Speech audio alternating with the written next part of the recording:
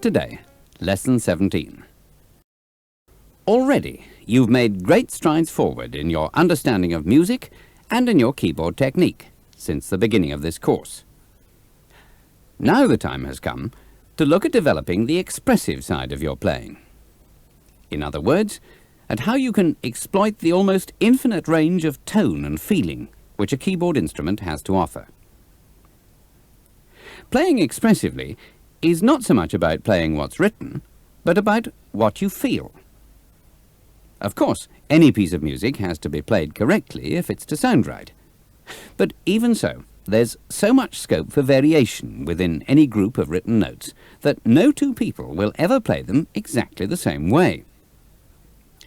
As you start to pick up these subtle variations in sound, you'll find they come out in your own playing too.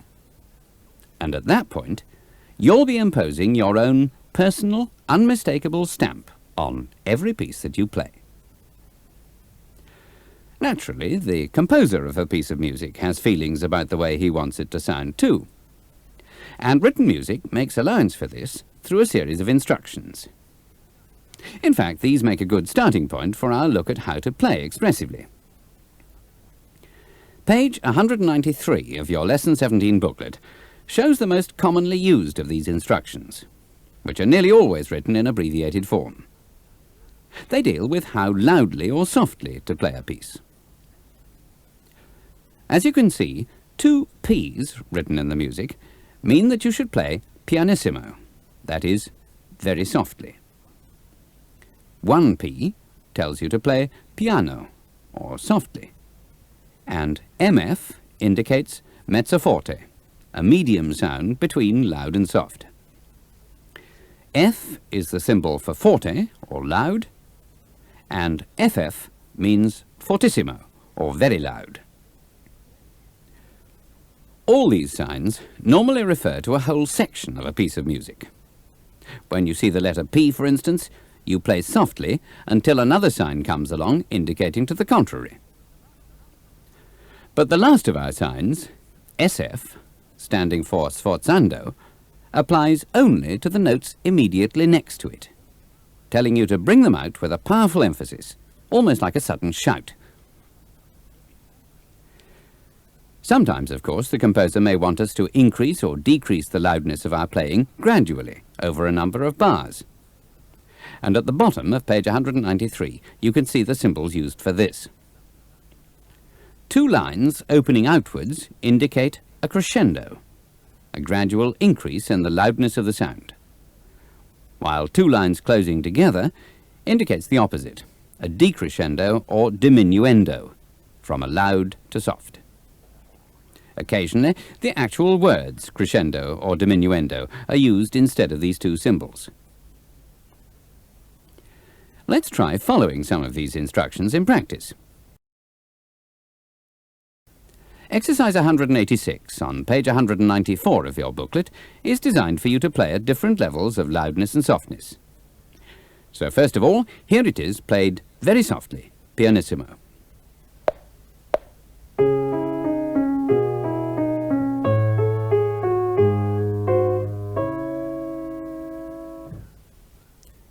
Now, here's the same exercise played mezzo forte, halfway between loud and soft.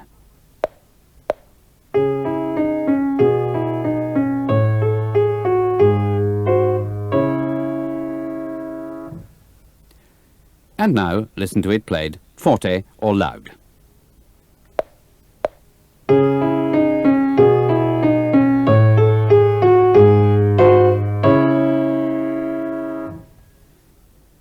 When you've mastered the notes of this little exercise and can play it confidently and easily, start experimenting with the sound level yourself.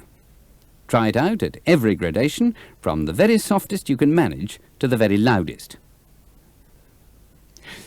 There's obviously a difference here between those of you who are playing a traditional acoustic piano and those who have an electronic instrument with some form of volume control. On a traditional piano, the loudness or softness of the sound depends on the force with which you strike the keys. In other words, it's the weight of your touch that determines the sound which comes out. So, in exercise 186, You'll find that when you're playing softly, your fingers stay very close to the keys and creep gently up the keyboard. Whereas when you play loudly, they'll swing down hard onto the keys from some distance above.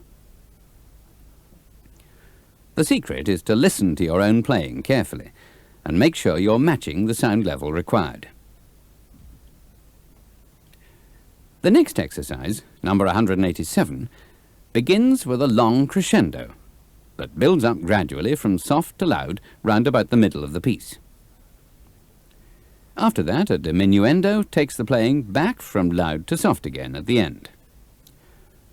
This is what it should sound like.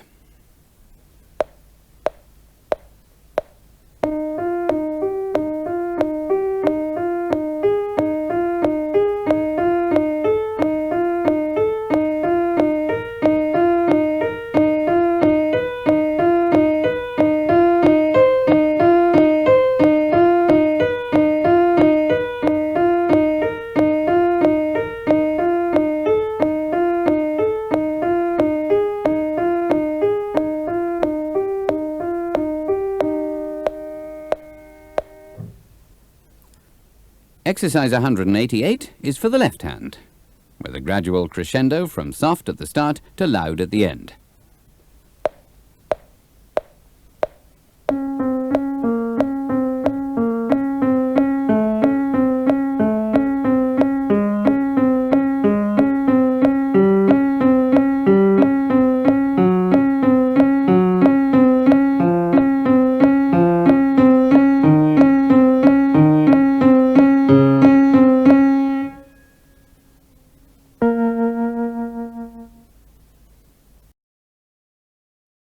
The next exercise is designed specially for owners of electronic organs and similar instruments. On an ordinary piano, a note starts to fade away the moment you play it, however loud or soft you make it. But on an electronic organ, any note you play is sustained for as long as you hold the key down, while the volume of the sound is controlled independently by the volume pedal operated with your right foot. This, in turn, enables organ players to do something piano players can't do, namely alter the sound level of a note after it's been played, using the volume pedal. Exercise 189 is for practicing this technique, either on an appropriate electronic instrument or on a traditional organ or harmonium. Let's hear it now.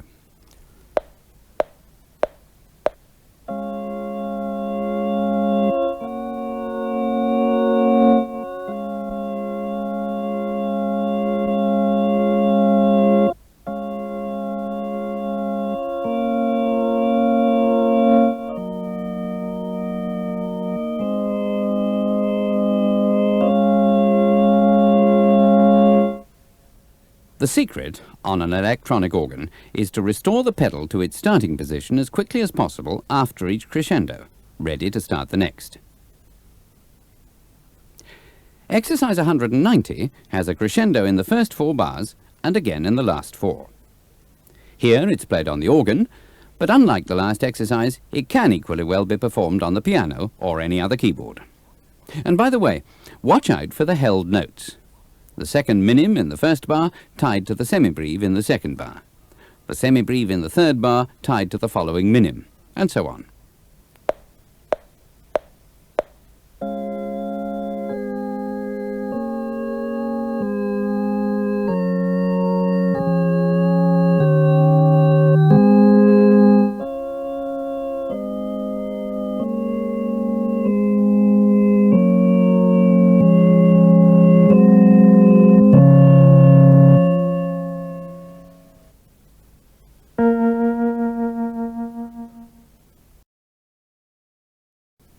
Our solo practice piece for this lesson is Diabelli's Allegretto on pages 196 to 7 of your booklet. If you look at the music, you'll see the crescendos and also the sudden changes from loud to soft. There are accent signs, the sign like a V on its side, on some of the notes. Notice too that the second half of the piece, between the repeat signs, is played twice. As a matter of interest, the title Allegretto means quite lively, a term that you'll be meeting again later in the lesson, But for now, let's hear the music.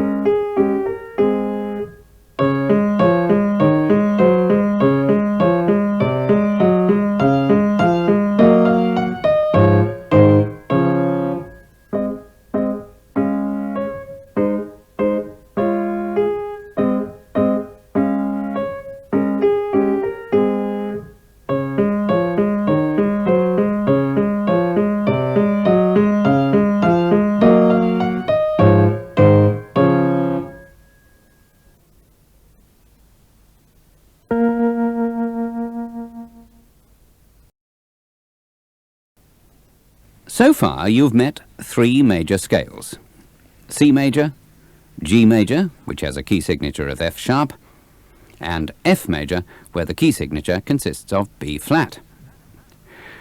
Now, we're going to look at the scale of D major, shown on page 198 of your booklet. As you can see, to get the sequence of tones and semitones needed for a major scale beginning on the note D, we have to make the F into an F sharp and the C into a C sharp. Doing this gives us semitones between the third and fourth notes, F sharp and G, and between the seventh and eighth notes, C sharp and D, just where they're required. So the D major scale has a key signature of two sharps, F and C. And this means that in any piece written in D major, all the Fs and Cs are sharp unless otherwise indicated by accidentals within the music itself. Let's try out the new scale by playing through the little preparatory exercises shown at the bottom of page 198. Exercise 191 is for the right hand. Watch the fingering carefully, and remember, wherever an F or C is written, you play an F sharp or C sharp instead.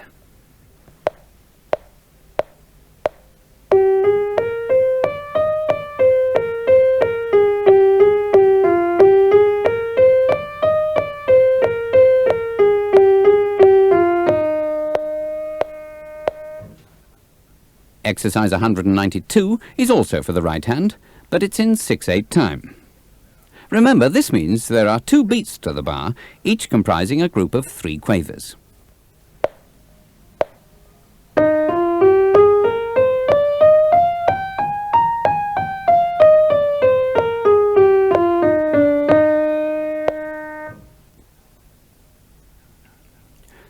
Now here's exercise 193 for the left hand, also in 6/8 time.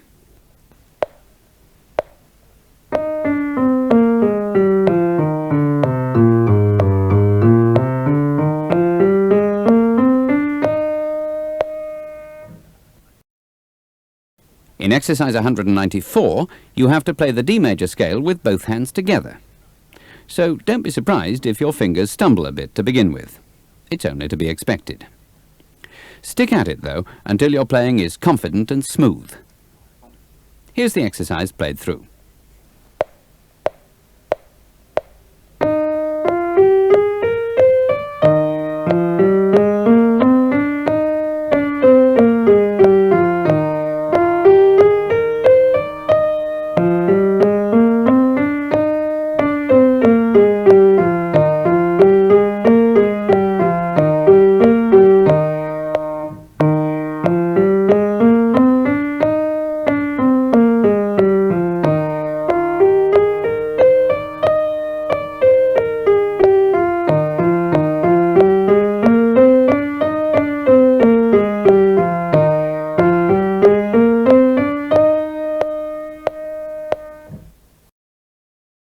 To end this section, exercise 195 is a tuneful little practice piece in the key of D major. As well as the F sharps and C sharps specified by the key signature, keep an eye out for the accidentals that crop up here and there within the music. There are G sharps, B-flats and natural signs. Take particular care with the notes in the right hand at the end of the second line of music and at the beginning of the third line. These may look like two Fs tied together, a crotchet and a minim, but in fact they're an F and an F sharp. The natural sign in front of the first F cancels the effect of the key signature, making it an ordinary F. On the other hand, the F minim at the start of the third line has a sharp sign. Not strictly necessary, of course, because the new bar means that all Fs once more obey the key signature anyway. This often happens in written music. An extra accidental is inserted simply to remind you to follow the key signature again. The other thing to note about exercise 195 is the use of the loud and soft signs that you met at the start of this lesson. When you listen to the piece on the cassette, you'll hear how it varies in loudness as the pianist interprets these signs. And in the written music, towards the end, you can see the word rallentando written on the stave. This means that you should slow down. Yet another way of putting more expression into your playing. You'll meet the word rallentando quite often from now on, so it's worth remembering. Now, here's the exercise played through for you.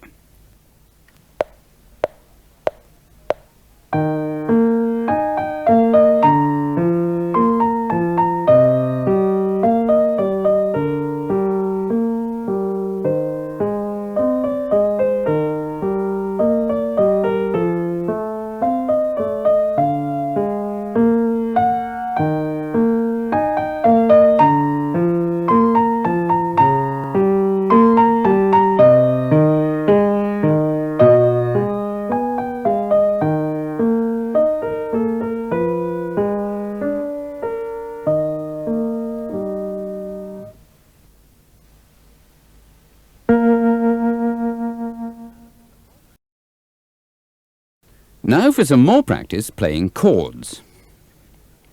The two exercises on page 201, numbers 196 and 197, have chord changes within almost every bar, so you need to be at your most alert and ready to move quickly from playing one chord to another. As before in the course, we've written the exercises in rhythmic notation and then given examples below showing what notes you might actually play. Exercise 196 is for both hands, with the root note of each chord in the left hand, and the right supplying the whole chord in crotchets.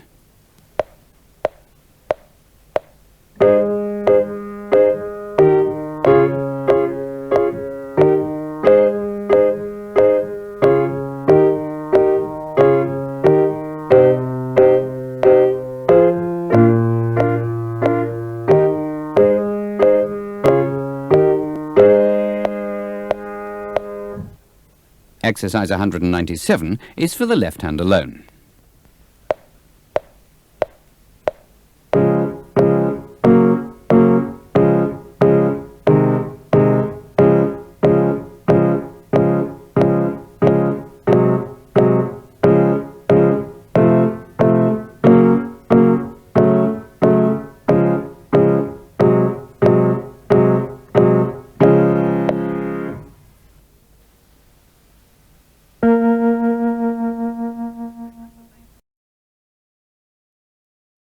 Remember Beethoven, our practice piece with orchestra for this lesson, is a modern arrangement of a theme from the composer's Sixth Symphony, the famous Pastoral. The time signature is 6/8, so there are 2 beats to the bar. At the start you'll see the word Allegretto, which, as you already know, means quite lively. So this tells you the music's to be played at quite a lively pace throughout. Remember Beethoven is the first piece you've met that actually changes its key signature twice. The first section is in D major, with an F-sharp, C-sharp key signature. But in the last bar on the first page, the key changes to G major, with a key signature of F-sharp only.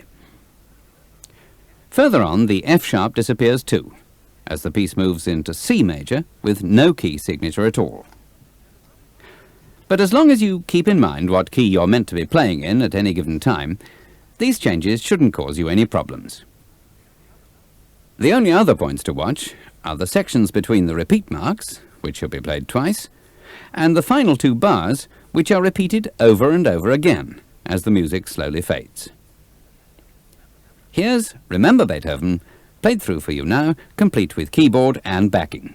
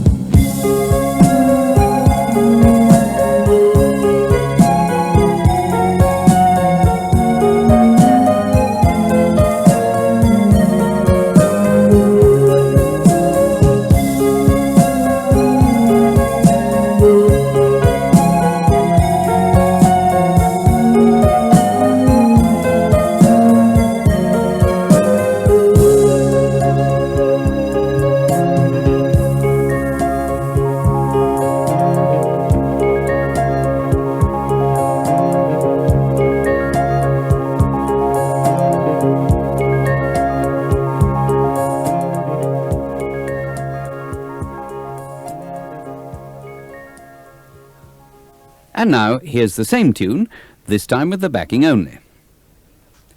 The keyboard comes in after 4 bars of orchestral introduction. So remember to count yourself through 4 sets of 2 beats before you start to play at the beginning of the 5th bar.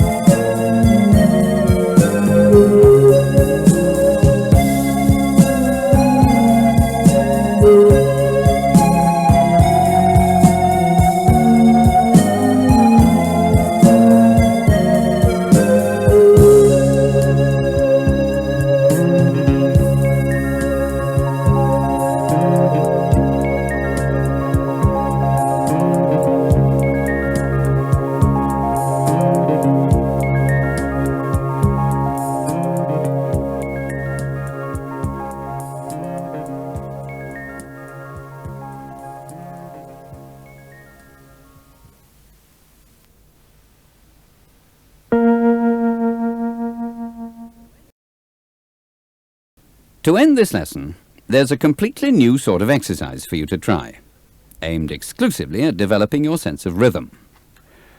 For exercise 198, you don't need a keyboard at all. Just tap out the different rhythms which we've set out for you, 14 in all, keeping time to the metronome beat on the tape. clap your hands, tap with your fingers, or use a pencil. Anything at all, in fact, as long as you can hear yourself and keep control of the rhythm. Here are some examples to get you started. First, number 1 at the start of the first line of music.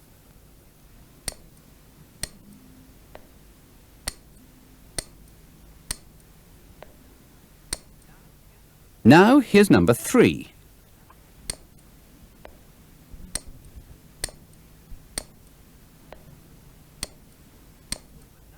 Number 9 sounds like this.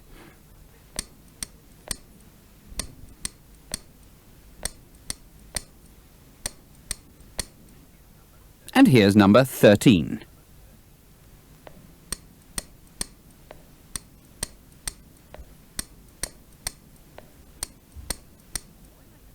When I finish speaking, you'll hear the metronome giving a steady beat for you to tap the rhythms in time with.